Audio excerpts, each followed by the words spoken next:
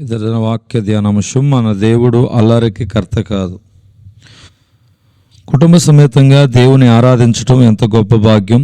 కానీ ఈ రోజుల్లో చాలా కుటుంబాల్లో కనిపించే విధానము, ఆదివారం మందిరానికి భర్త వస్తే భార్య రాదు, భార్య వస్తే భర్త రాడు, తల్లిదండ్రులు వస్తే పిల్లలు రారు, పిల్లలు వస్తే తల్లిదండ్రులు రారు. ఇంకొంచెం ముందుకు వెళితే భార్య ఒక సంఘానికి వెళ్తే భర్త ఇంకొక సంఘానికి వెళ్తాడు. ఒకే కుటుంబం మరియు చదువుతున్నది ఒకే బైబిల్, కానీ ఆ బైబిల్ను అర్థం చేసుకునే విధానంలో మార్పులు చేర్పులు, ఇది ఎంతవరకు ఐక్యతను సూచిస్తుంది? ఒకసారి మీరే ఆలోచించండి.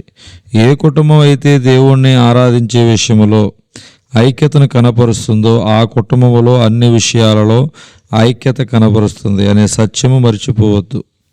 ఒకవేళ ఈరోజు మీ కుటుంబంలో దేవుణ్ణి ఆరాధించే విషయంలో ఈ విధంగా తారతమ్యాలు ఉన్నట్లయితే, ప్రభువా నా కుటుంబంలో నేను ఆరాధించే విషయంలో ఐక్యతను ఇవ్వమని ప్రార్థించండి. దేవుడు తప్పక సహాయం చేస్తాడు. ఒకరోజు భర్త నా దగ్గరకు వచ్చి ఆవేదనతో, అయ్యా మన దేవుడు అలా కర్త కాదు కదా, నేనేమో మోకరించి ప్రశాంతంగా ప్రార్థన చేయాలని ఆశపడతాను. అదే సమయంలో నా భార్య నా ప్రక్కనే ఉండి ఊగిపోతూ ఉంటుంది. చూస్తే నాకే భయం వేస్తుంటుంది. ఎందుకే అలా ఊగుతున్నావంటే, మీకేమీ తెలియదు, మీరే ఊరుకోండి, అది ఆత్మ ఉంటుంది. గమనించండి, మన ఆత్మీయత, మన భక్తి, మన ప్రార్థనా విధానం, మన ఆరాధన, ఇవన్నీ ఎదుటివారు చూస్తున్నప్పుడు వారికి అలరిగా కనిపిస్తే అది ఆత్మీయత కానే కాదని సత్యం మర్చిపోవద్దు. 1 కొరింథీ 14:33 మన దేవుడు అల్లరికి కర్త కాడని బైబిల్ సెలవిస్తుంది.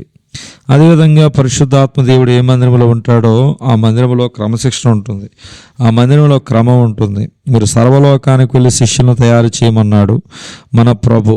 మత్తయి సువార్త 28:19.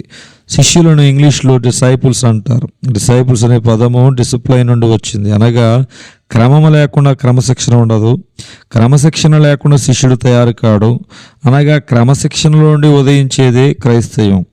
ఇటువంటి అద్భుతమైన క్రైస్తవ్యం అల్లరికి చోటిస్తే దేవుని నామమునకు ఎంతో అది అవమానం. గమనించండి, మన దేవుడు అల్లరికి కర్త కాదు.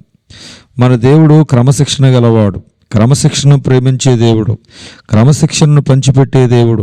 మనం మందిరంలోనికి వస్తున్నప్పుడు దేవుని ఇంటిలోనికి వస్తున్నామనే ధ్యాసతో రావాలి. మందిరంలో నుంచి బయటికి వెళుతున్నప్పుడు దేవుని కలుసుకుని బయటికి వెళుతున్నామనే ధ్యాసతోనే బయటికి వెళ్ళాలి.